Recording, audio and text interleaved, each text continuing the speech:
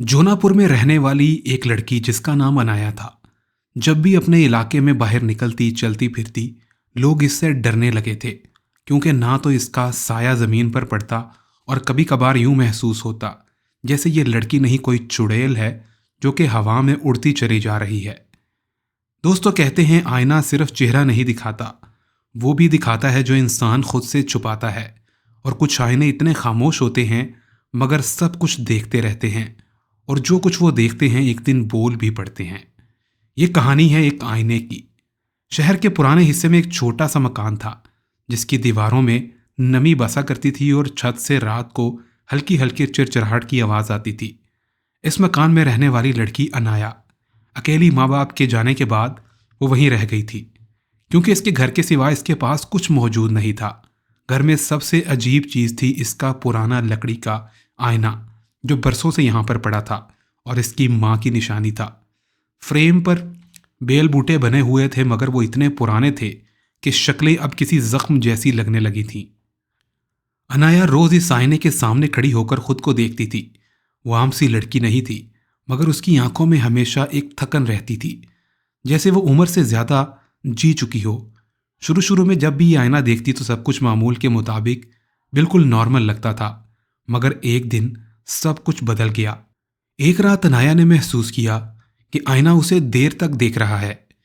यह ख्याल बहुत ज्यादा अजीब था, क्योंकि देख तो वो खुद को रही थी मगर फिर भी उसे ऐसे लगने लगा जैसे कि आईने के अंदर से उसकी आंखों के अलावा कोई और झपक रहा है। इसने खुद को समझाया कि शायद ये नींद में है और इसका वहम है। तभी इसने लाइट बंद कर दी और सो गई। अगली सुबह जब वो तैयार होने लगी और आईने के सामने खड़ी हुई तो इसने वाज़ेह तौर पर देखा कि उसका अक्स मुस्कुरा रहा था, मगर उसने अपनी मुस्कुराहट को तो रोका हुआ था। फिर आईने में कौन मुस्कुरा रहा था? एक लम्हे के लिए इसका दिल रुक गया।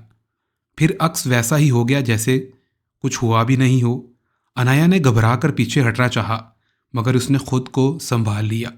इसने सोचा कि शायद ये इसकी आंखों का वहम है, ये शायद बहुत ज़्यादा थकन के बाद उसको ऐसा महसूस हो रहा है। लेकिन वो नहीं जानती थी कि वो जो आईना देख रही है वो बदल चुका है। कभी वो पलक झपकने में देर कर देता, कभी उसकी गर्दन थोड़ी ज़्यादा जाफिये पर झुक जाती। अनाया जितनी देर सामने खड़ी रहती इतना ही उसे लगता कि आईने के अंदर कोई और मौजूद है जो शायद उसको देख रहा है। वक्त के साथ वो आईने से बातें करने लगी, पहले खुद से, फिर जैसे सामने वाला सुन रहा हो। अजीब बात यह थी कि बात करने के बाद उसके दिल का बोझ भी हल्का हो जाता था, जैसे किसी ने वाकया तौर पर उसकी बात सुनी हो। आईना बहुत खामोश रहता था, मगर उसकी खामोशी बहुत अजीब थी। फिर एक रात क्या हुआ कि आईने के अंदर से अचानक से आवाज आ गई, बहुत ही हल्की, बहुत ही आहिस्ता। क्या तुम थक गई हो ना? अनाया ने जैसे ही ये आवाज सुनी हड़बड़ाकर उठ गई। ये आवाज उसकी अपनी ही थी, मगर फिर भी अपनी नहीं लग रही थी, और ऐसे महसूस हो रहा था कि पीछे से किसी ने उसको आवाज दी हो। आईना फिर अचानक से खामोश था, जैसे कुछ हुआ ही ना हो। मगर इस रात अनाया सो ना सकी थी। उसे लगा कि शायद इसके अंदर कोई झांक रहा है और इसको देखता है। इसके बाद आईना इससे फिर बातें करने लगा। बहुत वक्त गुजर गया, हमेशा रात को, हमेशा धीमी आवाज में ही, और आवाज के साथ साथ जैसे कुछ दुख बांट रहा हो। उसकी तन्हाई, उसका गुस्सा, उसकी अधूरी ख्वाहिशें। वो कहती थी कि दुनिया ने तुम्हें कभी नहीं समझा, मगर मैं समझती हूँ। अनाया का अपना अक्स उससे बातें करने लगा था। वो नहीं जानती थी कि आईने के पीछे जो इसका अक्स है वो कोई और नहीं बल्कि एक चुड़ैल कैद है। दरअसल ये चुड़ैल सदियों पुरानी थी। इसे एक तांत्रिक मांत्रिक ने आईने में कैद कर दिया था, और तभी से ही आईना इसकी माँ के पास था, क्योंकि वो आईना इंसानों की जिंदगियों को चुरा कर खुद जिंदा हो जाता था और लोगों को आईने में कैद कर देता था। चुड़ैल को सिर्फ एक चीज चाहिए थी, और वो थी इजाजत। और इजाजत वो जो इंसान इसको खुद देता। जब वो अपने अक्स पर भरोसा करने लगता, वक्त के साथ अनाया भी फिर बदलने लगी थी, और वो फिर कम बोलने लगी, ज्यादा देर आईने के सामने बैठने लगी थी। कभी कभी वो घंटों वहां खड़ी रहती और उसे महसूस ही ना होता।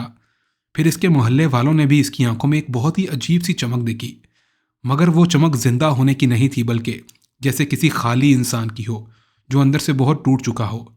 एक दिन उसने देखा कि आईने में उसका अक्स रो रहा है, जबकि उसका अपना चेहरा बिल्कुल साकित था और ये खुद नहीं रो रही थी। और उसे बहुत ज़्यादा खौफ आया कि वो तो रो नहीं रही, फिर आईने में कौन है। मगर फिर आवाज़ आई, अब फर्क समझ में आ रहा है ना अनाया तुमको? तुम बाहर हो और मैं अंदर हूं, मगर कब तक ऐसा चलेगा? इस रात अनाया ने फिर ख्वाब भी देखा कि वो आईने के अंदर चली गई है। अंधेरा है, ठंडा सांस, और उसका गला जैसे घूंट रहा है, और बाहर उसका अक्स चर फिर रहा है, हंस रहा है, लोगों से बात कर रहा है। वो चीख रही थी मगर कोई नहीं सुन रहा था।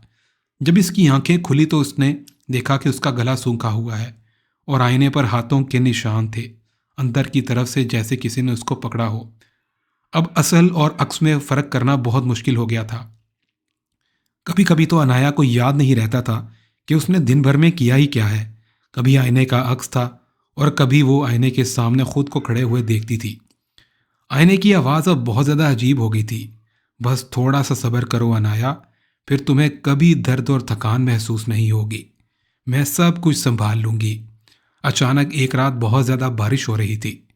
बिजली बार बार जैसे चमक रही थी। आईना हल्की रोशनी में चमकता हुआ नजर आया और फिर आवाज़ आई, आ जाओ, मेरे पास आओ, बस एक कदम अंदर आ जाओ, बाहर बहुत ज़्यादा दुख है अनाया। अनाया आईने के सामने खड़ी हो गई। उसने अब खुद याद नहीं रहा उसको कि वो कौन है। जो चेहरा सामने था वो भी ऐसा जैसे ही उसका अपना चेहरा हो, और उसके हाथ भी कांप रहे थे। तभी उसके अक्स ने और उसके अपने हाथों ने एक साथ आगे बढ़ाए और एक दूसरे को पकड़ लिया, और फिर जैसे शीशा हवा में लहर गया। अगली सुबह मोहल्ले वालों ने अनाया को देखा तो वह मामूल के मुताबिक बाहर निकल आई। इसके बाल बिल्कुल संवरे थे, हल्की सी मुस्कुराहट थी, जैसे इसके जिस्म में ताकत आ गई हो। सब ने समझा कि वो ठीक हो गई है, लेकिन जब लोगों ने इसके पैरों की तरफ देखा और चलते हुए देखा तो इसका पाँव भी मुड़ा हुआ था। इसके पाँव पिछली जानिब थे और इसका अक्स कहीं नहीं पड़ता था। और रात को इस घर के अंदर आईने के पीछे कोई और लड़की दीवार पर हाथ मार मार कर रोती थी। दरअसल अनाया को चुड़ैल ने आईने के अंदर खींच लिया था और खुद बाहर आ गई थी। वो चीखती थी और कभी कभार घर से चीखने और चिल्लाने की आवाज़ें भी आती थीं।